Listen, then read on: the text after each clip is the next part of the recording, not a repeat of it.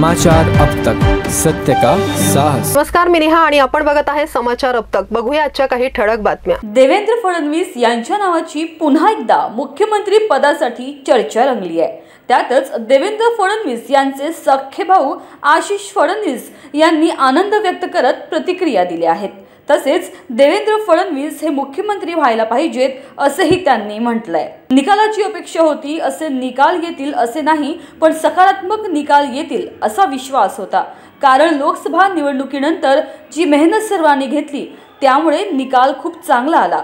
गेल्या 6 महिन्यांपासून मायक्रो लेवलवर काम सुरू होतं असेही ते म्हणाले। याची अपेक्षा नक्कीच होती। आता एवढा मोठा की लहान याच्याबद्दल काही सांगता येत नाही, पण जे वातावरण तयार झालं होतं त्याच्यामध्ये आम्हाला ही अपेक्षा निश्चित होती की आम्हाला चांगलं यश मिळेल। त्या बहिणींचा पण नक्कीच सहभाग असेल।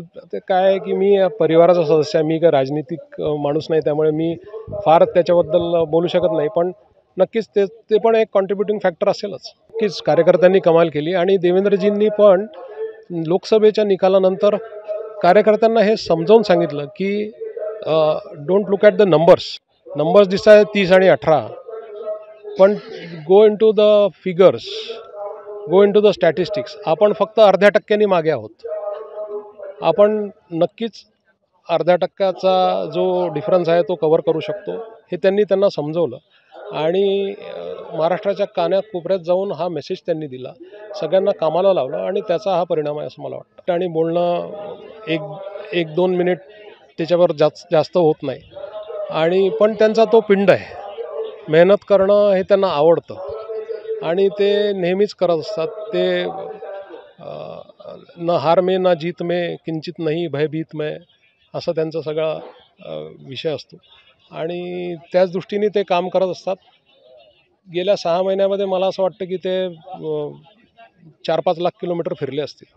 आम्हाला पण असंच वाटतं, कुटुंबियांना असं वाटतं, कार्यकर्त्यांनाही वाटतं आणि मला असं वाटतं की जे लोक हे डिसिजन घेणार आहेत त्यांच्यापर्यंत ह्या भावना आम्ही नक्कीच पोचवू की आमचे देवेंद्रजी हे महाराष्ट्राचे मुख्यमंत्री झाले पाहिजे। मी तुम्हाला खरंच सांगतो की त्यांना हा जय पराजय हा विषय त्यांच्याकरता फार म्हणजे गौण आहे।